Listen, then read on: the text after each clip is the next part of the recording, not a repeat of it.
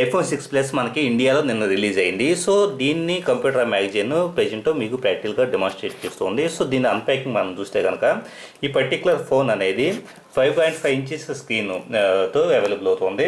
ఇక్కడ మనం చూస్తే కనుక 5C అనేది జస్ట్ 4 ఇంచెస్ స్క్రీన్తో మనకి అవైలబుల్ అవుతుంది. చూసారు కదా స్క్రీన్ సైజ్ అనేది మన 5.5 ఇంచెస్ అంటే మనకి గెలాక్సీ నోట్ 2 కానీ ఏ పర్టికులర్ ఫోన్ తీసుకుంటే ఆ పర్టికులర్ అంటే మనకి బిగ్గర్ సైజ్కి ఐఫోన్ 5C అనేది ప్రజెంట్ అవైలబుల్ అవుతుంది.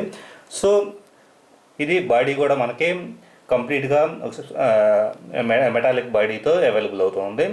మనకి బ్యాక్ కెమెరా వచ్చేటప్పటికి 8 మెగాపిక్సెల్స్ కెమెరా అనేది బ్యాక్ కెమెరా అవైలబుల్ ఉంది. ఐఫోన్ రెగ్యులర్ బటన్స్ లాగే లెఫ్ట్ సైడ్ వచ్చేటప్పటికి వాల్యూమ్ అప్ వాల్యూమ్ డౌన్, అలాగే మనకి right side power button available అవుతూ ఉన్నాయి. నానో సిమ్ అనేది దీంట్లో వాడాల్సి ఉంటుంది. సో వన్స్ మనం ఫస్ట్ టైం ఫోన్ ఆన్ చేస్తూ ఉన్నాం, యాపిల్ లోగో అనేది వచ్చింది. చూశారు కదా ఐఫోన్ని ఫస్ట్ మనం కాన్ఫిగర్ చేయబోతూ ఉన్నాం. ఐఫోన్ 6 ప్లస్ని కాన్ఫిగర్ చేస్తున్నాం. సో ఇంగ్లీష్ ఇండియా అనే దాన్ని సెలెక్ట్ చేస్తున్నాను.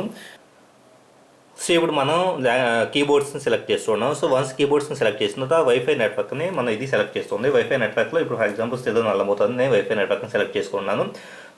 సో దాని పాస్వర్డ్ని టైప్ చేసి so once wifi network connect అయిన తర్వాత లొకేషన్ సర్వీస్ని ఎనేబుల్ చేయాలా వద్దని చెప్పేసి అంటూ ఉంది. సో ఐఫోన్ 6 ప్లస్ని మనం ప్రజెంట్ లొకేషన్ సర్వీస్ని ఎనేబుల్ చేసేసి సో ఇక్కడ నేను yahoo.com అనే యాపిల్ ఐడితో లాగిన్ అవుతూ ఉన్నాను. జస్ట్ ఐఫోన్ 6 ప్లస్ని ఫస్ట్ టైం మనం సెటప్ చేయడానికి ఇప్పుడు మనం చూడవచ్చు. ఇప్పుడు టర్మ్స్ అండ్ కండిషన్స్ చూపిస్తుంది. అగ్రీ అనే బటన్ మనం ట్యాప్ చేస్తున్నాం. వన్స్ అగ్రీ ట్యాప్ చేసిన తర్వాత so it may take few minutes to set up your Apple ID అని చెప్పేసి అంటుంది. ఈ సేమ్ టైం మనకి ఐఫోన్లో వచ్చిన యాక్సెస్ని చూస్తే కనుక మనకి ఐఫోన్లో వచ్చిన కామన్ యూనివర్సల్ కేబుల్ అనేది అవైలబుల్ అవుతుంది. Charger at the same time వచ్చేటప్పటికి హెడ్సెట్స్ వచ్చేటప్పటికి అవైలబుల్ అవుతుంది. సో దీంట్లో మనకి ఫోన్లోకి వస్తే కనుక ఐక్లౌడ్ అకౌంట్ అకౌంటా లేకపోతే డోంట్ యూజ్ ఐక్లౌడ్ అకౌంటా. సో డోంట్ యూజ్ అని చెప్పేసి నేను ప్రస్తుతం సెలెక్ట్ చేస్తున్నాను. కావాలంటే కనుక మనం ఎడిషనల్ స్టోరేజ్ కోసం వాడుకోవచ్చు. డోంట్ యూజ్ అనే దాన్ని కన్ఫర్మ్ ప్రెస్ చేసేసి సో టచ్ ఐడిని మనం సెటప్ చేయాల్సి ఉంటుంది. So setup touch ID later అనే దాన్ని ట్యాప్ చేస్తున్నాను. సో కంటిన్యూ అనే బటన్ ప్రెస్ చేస్తూ ఉన్నాను. ఇప్పుడు మనకి జూమ్ లెవెల్స్ని చూసే వ్యూ అని చెప్పేసి అని మనం సెలెక్ట్ చేసుకోవచ్చు. స్టాండర్డా లేకపోతే జూమ్డా అని చెప్పేసి అని ఫైనల్గా వెల్కమ్ టు ఐఫోన్ అని చెప్పేసి అని గెట్ స్టార్టెడ్ అని చెప్పేసి అని వచ్చింది.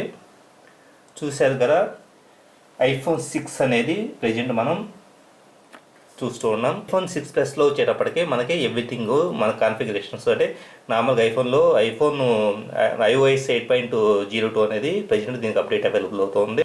విజెట్స్ కావచ్చు, రిమైనింగ్ సెట్టింగ్స్ అంతే మనం చూడొచ్చు. వన్స్ మన సెట్టింగ్స్లోకి వెళ్తే కనుక అనే సెక్షన్లోకి వెళ్ళి చూస్తే కనుక అబౌట్ అనే దానికి వస్తే కనుక ఇక్కడ మనకి iOS వెర్షను అలాగే డిఫరెంట్ ఎవ్రీథింగ్ IMEI నెంబరు అన్నీ అవైలబుల్ అవుతూ ఉంటాయి. ఐఫోన్ 6 ప్లస్ అనేది చాలా స్లీక్గా చూస్తాను, చాలా స్లీక్గాను కంప్లీట్గా ఇంతకుముందు మనకి యాపిల్ ఫోన్స్లో వచ్చేటప్పటికి స్క్రీన్ సైజ్ చాలా తక్కువగా ఉండేది అని చెప్పేసి వీటి మీద యాపిల్ ఫోన్స్ని చాలామంది ఇష్టపడేవాళ్ళు కాదు. కావాలంటే ఇక్కడ మనకి ఐఫోన్ 5Cని చూస్తే కనుక దీని స్క్రీన్ సైజ్ మీద ఎక్కువసేపు ఆపరేట్ చేయాలన్నా కానీ చిరాగ్గా ఉంటూ ఉండేది. అలాంటిది ఐఫోన్ 6 ప్లస్ అనేది 5.5 ఇంచెస్ స్క్రీన్తో మనకి చాలా బ్యూటిఫుల్ ఇంటర్ఫేస్తో యాపిల్కి తన సొంతమైన డెడికేటెడ్ అప్లికేషన్స్ అలాగే యాప్ స్టోర్ నుంచి అద్భుతమైన అప్లికేషన్స్తో మనకి ఇది అవైలబుల్ అవుతుంది.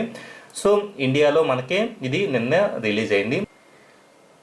Thank you very much for watching this video మీద ఇస్తే మీ ఫ్రెండ్స్ కూడా షేర్ చేయగలరు. ఇలాంటి మనీ టెక్నాలజీ వీడియోస్ కోసం computer.co.in సైట్ని విజిట్ చేయగలరు.